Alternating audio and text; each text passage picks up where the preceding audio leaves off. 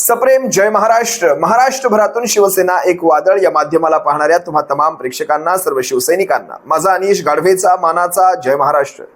या माध्यमाला पहिल्यांदाच पाहताय, ताबडतोब या माध्यमाला सबस्क्राईब करून पुढे व्हा. ज्यांना या माध्यमाला सहकार्य करायचंय, आपण जॉईन हा पर्याय निवडू शकता. त्याद्वारे या माध्यमाचे मेंबर आणि सदस्य होऊन आपण याला सहकार्य करू शकता. गेल्या 4-5 दिवसापासून देशभरामध्ये झुरळांनी थैमान घातलंय, झुरळांनी हैदोस घातलाय. याचं सगळ्याचं श्रेय जातं chief justice of India. Me chief हा शब्द वापरला, तुम्ही काही वेगळा ऐकला असाल तर तो दुरुस्त करा. चीफ जस्टिस ऑफ इंडिया यांनी यंगस्टर्सला झुरळ म्हटलं गेलं त्यांच्याकडनं. तुम्हाला कामधंदे नाहीत, तुम्ही बेरोजगार आहात, तुम्हाला कोणी नोकऱ्या देत नाही, तुम्ही आरटीआय ऍक्टिव्हिस्ट होता, तुम्ही सोशल मीडियावर जाता, तुम्ही पत्रकार होता आणि देशाच्या व्यवस्थेवर टीका करता. त्यांचा हा व्हिडिओ जर तुम्ही पाहिला नसेल, एकदा पाहून घ्या. Youngsters like cockroaches, they don't get any employment, they don't have any place in profession. Some of them become media, some of them become social media, some of them become RTI activists, some of become another activists, and they start attacking everyone. And you people file contempt petition because I go to, not taking up the matter of as if there are already parasites in society who attack you people, you attack the system, and you want to join hands with them. No. I understand. या व्हिडिओमध्ये chief justice of India, तुम्ही पुन्हा काही वेगळा ऐकलात का? मी chief हा शब्द वापरलेला आहे. चीफ जस्टिस ऑफ इंडिया यांनी तरुणांना झुरळ म्हटलं आणि हा झुरळ शब्द पकडून देशभरातले तरुण एकवटले. एक जन आंदोलन उभं राहिलं.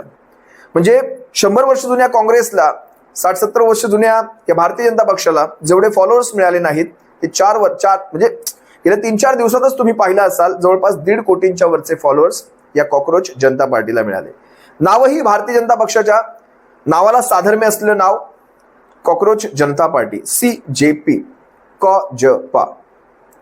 आता विषय असा आहे, जवळपास 1.5 कोटी मुलं, 1.5 कोटी तरुण, बेरोजगार तरुण आहे म्हणून ह्या पार्टीमध्ये आला, त्यांनी यांना फॉलो केलं. म्हणजे विचार करा, 1.5 कोटी जणांकडे आज रोजगार नाही. त्यांना वाईट वाटलं म्हणूनच ते जॉईन झाले ना. तुम्हाला बेरोजगार म्हटलं गेलं, तुम्हाला कामधंदे नाहीत, आरटीआय ऍक्टिव्हिस्ट म्हटलं गेलं, सोशल मीडियावर येऊन तुम्ही व्यक्त होता म्हटलं गेलं. म्हणजे 1.5 कोटी जणांकडे आजच्या काळात रोजगार नाही, हे तुम्ही उघड धरून चला. ज्यांच्याकडे स्मार्टफोन नाही, जे ह्या पक्षाचे फॉलोअर्स होऊ शकत नाही, तो आकडा अजून वेगळा असणार. म्हणजे ईव्हीएम वर आपण जो आरोप सगळ्यात पहिला ठेवतो तो अतिशय योग्य आहे. आज भारतीय जनता पक्षाचे देशभरामध्ये 87 लाख फॉलोअर्स आणि 4 दिवसात या CJPचे 1.5 कोटी फॉलोअर्स. विचार करा, जर खऱ्या निवडणुका झाल्या, निवडणुका ह्या निवडणुकांसारख्या झाल्या, म्हणजे तो ज्ञानेश कुमारांचा जो ECI नावाचा पक्ष आहे, भारतीय जनता पक्षाचा अलायन्स पक्ष, इलेक्शन चुना आयोग नावाचा हा जो पक्ष आहे, हा पक्ष जर या पक्षाने जर खरं आपल्याला संविधानाने नेमून असलेलं कार्य केलं, तर खरंच भारतीय जनता पक्ष हा 234 काय ते मला वाटतं कालच्याच अभिजित डिपकेंनी जो विषय उचलला, की त्यांनी महाराष्ट्राचं उदाहरण घेतलं. महाराष्ट्रामध्ये 9 खासदार असला भारतीय जनता पक्ष 4च महिन्यात झालेल्या निवडणुकांमध्ये 134 आमदारांपर्यंत कसा जातो. खूप सुंदर पकडलात अभिजितजी, आपण खूप सुंदर पकडलात. कारण भारतीय जनता पक्षाने 4 महिन्यात असा कोणता चेहरा दाखवला, असं कोणतं काम केलं, असे कोणते घोडे मारले, तेव्हा त्यांना 134 पर्यंत देशाच्या जनतेने नेलं. एकदा अभिजित काय म्हणाले, एकदा पहा. आपल्या महाराष्ट्रात काय झाल्याचं सगळ्यात उत्तम उदाहरण आहे. लोकसभेत भाजपला फक्त 9 सीटावर आणून ठेवलं होतं महाराष्ट्रात, बरोबर. 4-5 महिन्यानंतर काय झालं, तीच भाजप एकदमच 132 सीटा घेऊन होती, ज्या त्यांना पीक मोदी वेव्ह मध्ये पण नव्हत्या आल्या. तर ह्या 4-5 महिन्यात काय बदललं महाराष्ट्रात? असं भाजपकडे कोणता असा नवीन चेहरा आला किंवा कोणती जादूची छडी सापडली त्यांना, ज्याच्याने एकदमच ते जिथं लोकसभेवर त्यांनी एकदमच 9 सीटावर पडले होते, त्यातून त्यांनी 132 सीटा आणल्यात. आणि ते पण कोणता मोठा स्ट्रॉंग अलायन्स पार्टनर नसताना. एका टाइमला शिवसेना होती तेव्हा त्यांच्यासोबत, ती शिवसेना असताना त्यांच्या एवढ्या सीटा आल्या नव्हत्या. तर आता कसं काय येत आहेत हे समजून घ्यावं लागेल आपल्याला. आणि जर मी एका टाइमला असं गृहीत धरू की जे वोट डिलीट होत आहेत त्याचा भाजपला काही फायदा होत नाही, असं मी गृहीत धरतो. आणि असं मी हेही गृहीत धरतो की इलेक्शन कमिशन खूपच न्यूट्रल राहून खूपच इमानदारीने आपलं काम करतंय. पण मी त्या पॅटर्नचं काय करू मग, की जिथं जिथं वोट डिलीट होत आहे तिथं. अतिशय योग्य मुद्दा आपण हेरलात डिपके साहेब, आपण योग्य मुद्दा हेरलात. महाराष्ट्रातलंच उदाहरण आहे. 9 खासदार असलेला, म्हणजे शिवसेनेकडेही 9 खासदार, भारतीय जनता पक्षाकडेही 9 खासदार. मग शिवसेनेचे आमदार 20 येतात, भारतीय जनता पक्षाचे आमदार येतात 134. इथेच सारा घोळ लक्षात येतो. आता ह्या भारतीय जनता पक्षाला त्यांनी असं जे प्रश्न विचारले, त्यांनी नेमकं काय केलं? आजची जर परिस्थिती तुम्हाला दाखवायची झाली देशातली, सगळे ह्या भारतीय जनता पक्षाला परेशान आहेत. मग हे निवडणुकांमध्ये जिंकतात कसे? म्हणजे जनतेच्या मनात तुम्ही नाही, तुम्ही ईव्हीएमच्या मनामध्ये आहात का? सगळ्यात पहिला म्हणजे मी तुम्हाला 4 ते 5 व्हिडिओ दाखवेल, यांच्याविषयी कुणाचं मत चांगलं आहे जरा एकदा पहा ना. कोण ह्यांच्याविषयी एका शब्दाने चांगलं म्हणतोय पहा. सर मैं युवा हूँ सर, मेरे साथ बहुत अन्याय बोले भारत माता की, सर मेरे साथ भारत माता की, भारत माता की. मैं बिना किसी भूमिका के, क्योंकि समय काफी हो गया है और मुझे लगता है कि हमारा फ्रीडम ऑफ स्पीच है, फ्रीडम ऑफ स्पीच है. हाथ नहीं क्या समस्या? फ्रीडम ऑफ स्पीच है, फ्रीडम ऑफ स्पीच है, फ्रीडम ऑफ स्पीच. समस्या क्या है बता ना. सर समस्या है मेरे को व्यापक घोटाला का मास्टरमाइंड बोले भारत सुधीर माता की, सिंह भारत माता की. मैं बिना किसी भूमिका के व्यापक घोटाले का मास्टरमाइंड यूआईटीआरजीबी भोपाल में पढ़ता हूँ मैं, यूआईटीआरजीबी भोपाल में मेरी फैमिली को मारा जा रहा है, मेरी फैमिली को मारा जा रहा है. या व्हिडिओ मधला हा तरुण म्हणतोय, सर मैं युवा हूं, सर मुझ पे अन्याय हुआ है. तो ज्या वेळेस हे वाक्य बोलतो तिकडून भारत माता की जय, म्हणजे त्या तरुणाचा आवाज दाबण्यासाठी भारत माता की जय हे जाणीवपूर्वक म्हटलं जातं. त्याला प्रशासन उचलून बाहेर नेतं. तरुण वर्गही तुमच्यावर भडकलेला आहे. मी तुम्हाला आणखी एक व्हिडिओ दाखवतो, एका महिलेचा व्हिडिओ दाखवतो. ती महिला रस्त्यावर आपली भाजी विकतीये, तिला कशा प्रकारे धरलं गेलं, तिची भाजी कचऱ्यात टाकली गेली. म्हणजे कोणीही तुमच्यापासून सुखावलेलं नाही, सारे तुम्हाला शिव्याच घालत आहेत. त्या महिलेचा मी तुम्हाला जो व्हिडिओ दाखवेल तो व्हिडिओ पाहता. मी तुम्हाला अनेक व्हिडिओ दाखवले त्या अगोदर. 1500 रुपये तुम्ही महिलांना मतांसाठी फुकट मागता, फुकट वाटता, पण ती महिला ज्यावेळेस स्वतःच्या पायावर उभी राहू इच्छिते तुम्ही तिची काय अवस्था करता बघा. तिची गरिबी पहा, ती काय म्हणते ते पहा, त्या डोळ्यातले अश्रू पहा, थोडी तरी लाज वाटू द्या. पहा.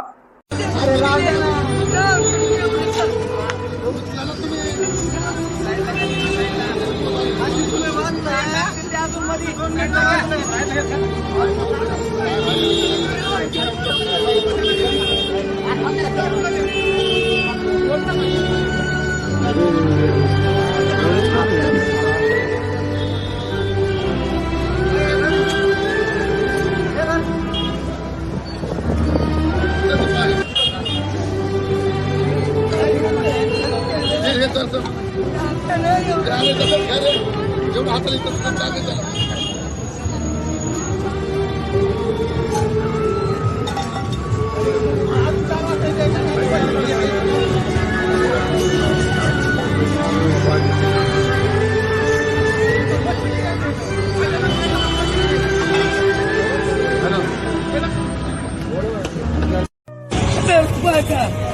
दीड हजाराचं पालं, 8,000ची भात, 2,000चा आंबा, 1,500ची मिरची.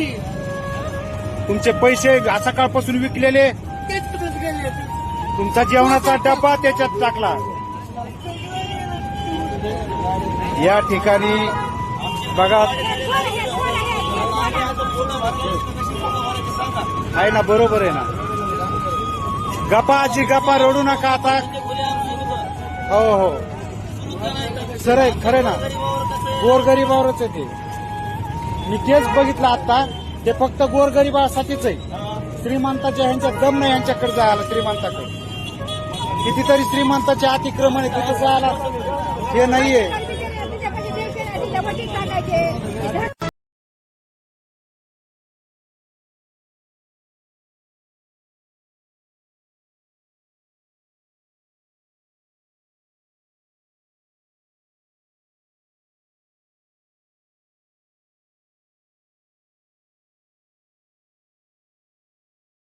सुखावलेल्या नाहीत, तरुण तुमच्यापासून सुखावलेले नाहीत. मात्र राहिलं कोण? मी तुम्हाला धर्मगुरूंचा एक व्हिडिओ दाखवतो. तुम्ही धर्माच्या नावाने राजकारण करताना धर्मगुरू नेमके तुमच्या बाबतीत काय म्हणतात, एकदा ही परिस्थिती पहा. भाजपा जो है वो भागपा हो गई है. भाग, अब इस पार्टी से भागो, ये हमारे काम की नहीं रही. देशभरातले विद्यार्थी हे तुम्हाला शिव्या घालतायत, सकाळ संध्याकाळ शिव्या घालतायत, रडतायत, त्यांच्या डोळ्यातली आसू ही तुम्हाला उलथवल्याशिवाय राहणार नाहीत. मैं अभी पूरी रात नहीं सोती हूँ. मैं 4 बजे सोती हूँ. मैं 4 बजे सोती हूँ और फिर सुबह 10 बजे या फिर 9 बजे उठ जाती हूँ. फिर उसके बाद से पढ़ती हूँ कि हाँ बैकलॉग्स है, उसे कंप्लीट करना है. भावुक हो रही हाँ, क्योंकि इस बार मेरा नीट अच्छा गया था, मेरे सिलेक्शन लायक नंबर थे. मुझे अपने वो प्रिपरेशन के दिन 8 दिनों बाद आज फिर से नजर आ रहे हैं, क्योंकि अब शायद फिर से 1 महीना मुझे वैसे ही पिसना पड़ेगा. लेकिन मेरा एक कॉल, क्या ये सरकार सिर्फ हिंदुओं को मुस्लिमों से बचाने के लिए रह गई है? मतलब शिक्षा में ढंग के स्कूल ये बना नहीं पा रहे. एक एग्जाम इंजीनियर चलो ठीक है, लेकिन एक एग्जाम जो इस देश की हेल्थ के लिए सबसे ज्यादा इंपॉर्टेंट है, उसको ये 3 सालों से इसको सही से कंडक्ट नहीं करवा पा रहे. क्या आप एक पेपर नहीं बचा सकते लीक होने से? आप इतनी निकम्मी सरकार हो क्या? आज तुम्ही पेट्रोलचे भाव वाढवत आहात. त्या पेट्रोलच्या एका भावासाठी या माणसाने त्या दिवशी एक प्रेस कॉन्फरन्स घेतली आणि म्हणतो काय, तुम्ही पेट्रोल कमी वापराल ती देशभक्ती, तुम्ही तेल कमी खाल ती देशभक्ती. आणि दुसऱ्या दिवशीपासून पेट्रोल वाढीचा सिलसिला चालूच राहिला. आज 103 वर असलेलं पेट्रोल आज 108 रुपये. आजच्याही दिवशी जवळपास 87 पैशांनी पेट्रोलचा भाव वाढला. तुम्हाला ह्या गोष्टी कधी कळणार? आज हा पेट्रोलचा भाव मी तुम्हाला लिहून देतो. माझे हे शब्द लिहून ठेवा, माझ्या ह्या व्हिडिओचा स्क्रीनशॉट काढून ठेवा, ही क्लिप सेव्ह करून ठेवा. 130 रुपये लिटर पेट्रोल पुढच्या 2 महिन्यामध्ये होणार आहे. 130 रुपये लिटर पेट्रोल आणि तुम्हाला ते 130 रुपयांनी घ्यावं लागणार आहे. डिझेलचाही तोच आणि त्या सीएनजीचाही तोच प्रकार. 130 रुपये.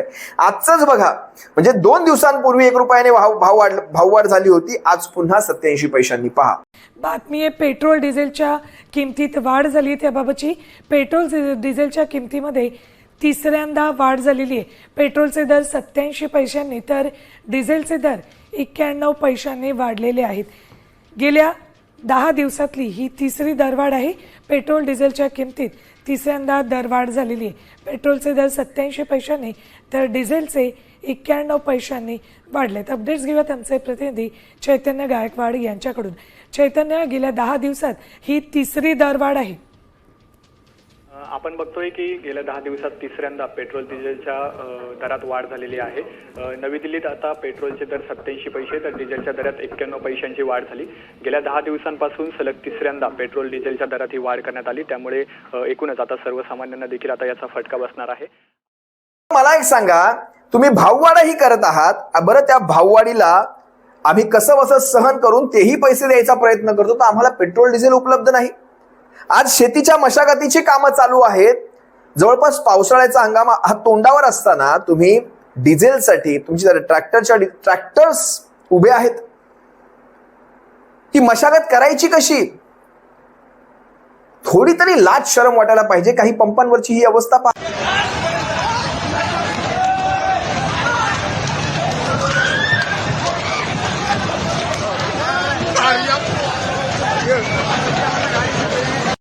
भाइयों बहनों, तेल कम खाओ, ये देशभक्ति है. मित्रों, पेट्रोल का इस्तेमाल बहुत सोच समझ के करो, ये भी एक देशभक्ति है. हे आपल्याला ह्या अशा मारामाऱ्यांमध्ये टाकून भाजपाचे हे पंतप्रधान, मी भाजपाचेच म्हणेन, भारताचे नाही, भाजपाचे हे पंतप्रधान नरेंद्र मोदी हे परदेशात सहलीला गेले. तिकडे मेलोडी चॉकलेट काय, ते खिकी हसणं काय, आपण सारच पाहताय. नॉर्वेच्या त्या पत्रकाराने, महिला पत्रकाराने जी काही उतरवून ठेवली, अख्ख्या इज्जतीचा पाणउतारा जो करून ठेवला, उभ्या जगाने पाहिला.